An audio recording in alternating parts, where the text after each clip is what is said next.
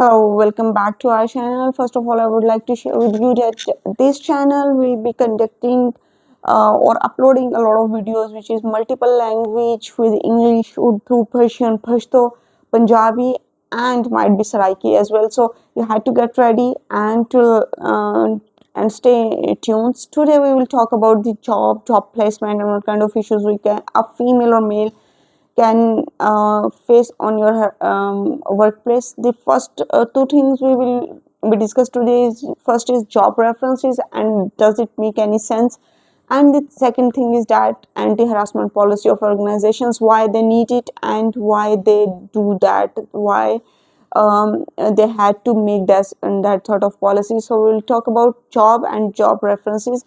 When you are trying to get a job or apply for a job, they'll ask you for references or for reference check. They want to know how was your experience with your previous employer and what are the things they need to know about if there is something very special. If you don't have any previous employers, they will call you for any reference from your university, from your class fellows or your internship level if you have done such kind of small work in your career. So that's how things are. But what I think is that a reference is useless. We are living in 21st century. First of all, we need to understand why they are useless, because when you are energetic, when you are younger, and you just want to apply or to have a job, you are very emotionally very unstable and you really don't know the work environment, a job carry, what kind of conflict a job might have, in a job you might face, and what kind of attitude people, employer and employee, have between the two of them. The youngster which are try to apply the jobs, I think for them there is no need for reference, and even the older employees, because as the age grow and the people get experience, their behavior, their attitude, their preferences, their style of working style, all things being changed as time passes. And why they need previous reference, because it's a useless in another manner too, because in all organization people have good colleagues and bad colleagues, and there is always a management system where is a good terms and a bad terms too. So people always give references of higher management, all those people who have a very good interaction with them. So it's a normal thing. People can hide a lot of information, people can grow from their mistakes, and conflict can happen, but this is not what they are gaining from reference. But the real thing is very different. And they just want to make you feel uncomfortable within your skin if you have done something very bad in your last engagements or job. So I think references are useless, but that's what things are going on, because if you want to work on Fiverr, you want to work in a multinational organization with the government stakeholders, with government, with institutions, whatever, wherever you want to go, everybody asks for reference. I don't know what that really means, but that's what they are consistently asking. So we will talk about the anti-harassment policy.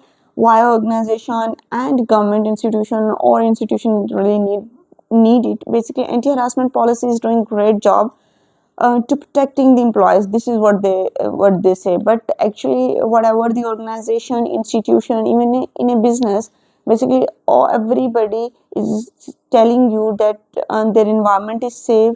They are giving you a certain level of liberty to work there. You can have a lot of colleagues there, but still you are protected. And to show their safety of the environment, the insurance of the safety of their environment, they show you the anti-harassment policy. First of all, let's try to understand that policy. I have tried to ask all my colleagues in my entire job career, what is harassment, how do you see that harassment. Everybody comes with same phenomena. It's inappropriate relationship between two colleagues, whether it's a male colleague, it's a male between male and female colleague. The other answer which I have frequently heard, that was inappropriate relationship between boss and male colleague, and there is a female boss and then male colleagues. That's not what harassment actually is. Harassment is a way in which people try to push you beyond your boundaries, or make you feel uncomfortable, or what say try to insult you, try to cross the boundaries, which are called self protection policies, boundaries.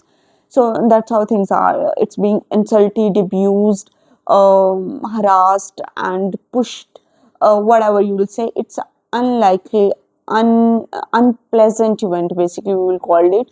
So there are few incident we have heard in which boss called colleague, and just to try to make them work on time, they used abusive word, but in the umbrella of like, we are just trying to push you to make better work, to work better in your environment, and try to be a good colleague for your other colleagues. This is what that is happening with harassment policy. But that's a very short things, because when the things get messy, we have seen termination as well. We have seen a very bad behavior to be accepted under the umbrella of like, we are trying to console you, and that you had to work on time, you had to meet the deadlines, and blah blah. So we need to understand the anti-harassment policy and where to utilize it.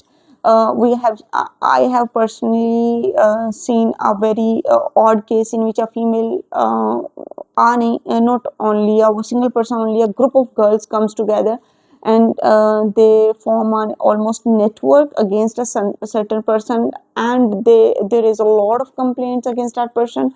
Eventually that person had to quit that job and left that scenario, and the management does not have another option.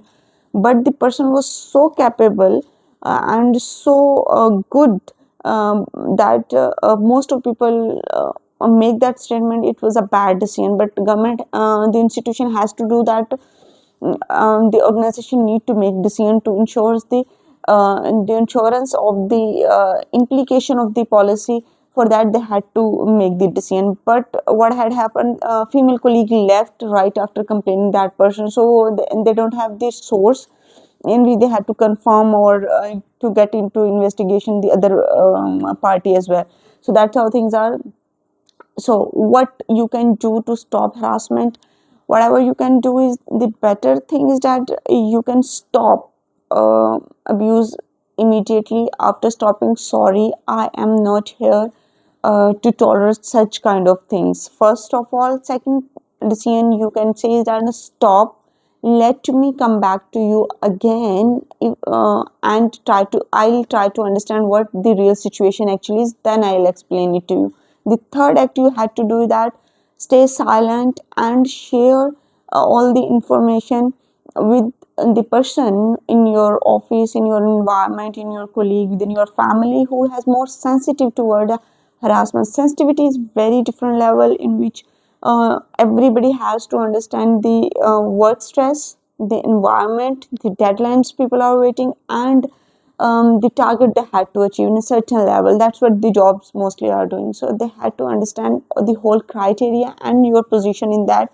scenario as well. Then they would be able to understand, it was really a harassment or not. That's the things you had to take to stop people to harassing you. And second thing is that, be aware, anybody who come under the umbrella of, like it can be your delivery boy, it can be a person who just came for an interview, it can be your boss, it can be your colleague, it can be junior, senior, anybody who who sees or observe you as a weak candidate, or a person who is indulged with multiple tasks and does not holding power on your task, will get you will get he or she will get a chance to abuse you, to make you harass at your workplace. So stay vigilant, stay happy, and don't forget to subscribe our channel.